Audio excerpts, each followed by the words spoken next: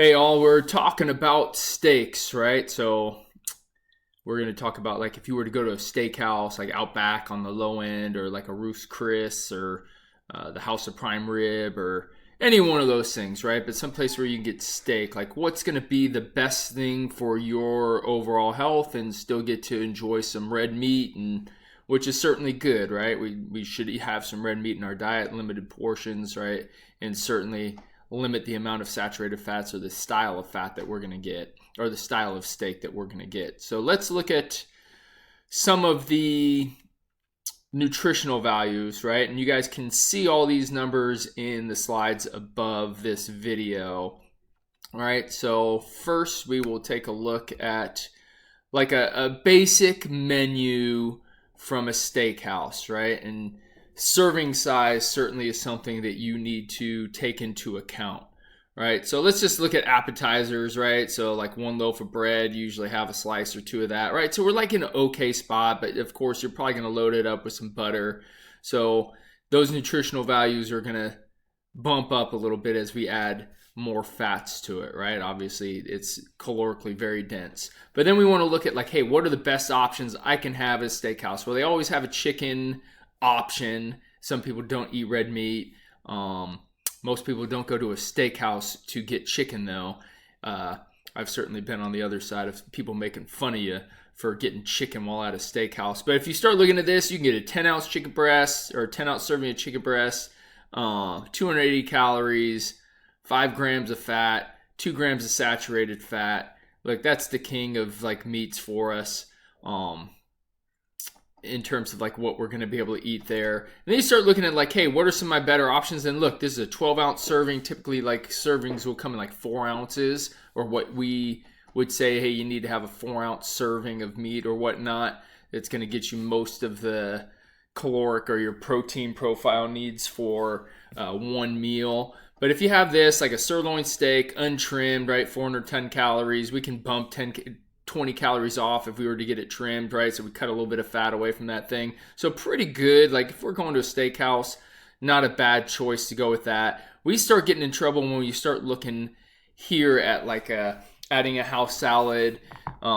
Maybe we do it like fat-free dressing, not too bad. If we add like a baked potato with it, like now all of a sudden it's bumped up to 840 calories plus what we had like as an appetizer if we just had a piece of bread or multiple pieces of bread, as we probably do. Right, you're looking at like you have 1,000 calories in one meal, right? But sirloin steak, that's going to be your number one. That's going to be the top contender, right? This again just is further down that chart, right? We can see sirloin still here, and then we can see filet mignon, right? Like those are your top two choices. The filet is going to have a little bit more fat, a little bit more saturated fat, but both like pretty comparable to each other. And then if you're going to go with another non-steak version, you can get the pork chops untrimmed, 13 ounces. You can get a lot of like good quality meat with there, and you can try to trim away the fat, but it certainly is inside or invested inside the pork. Go a little further down and some other typical ones, and again, these are good. And if you ever look at like how fat is scaled out or priced in a market, right? Like the more fat content that red meat has, typically the more expensive it is, right? So if you were looking at like A5 Wagyu steak, right? Like that's 30 to 70% fat. Like it's incredible how much fat is in those cuts of meat. And the same thing can be said here as we get down to like our ribeye. Look, a 13-ounce, 610 ounces, 36 grams of fat. Again, like this is going to be a pretty fatty steak, you know, in New York strip. You can get it trimmed. Like if you trim it right, we can knock off 60 calories. We can cut off 6 grams of fat. You can cut off 3 grams of saturated fat.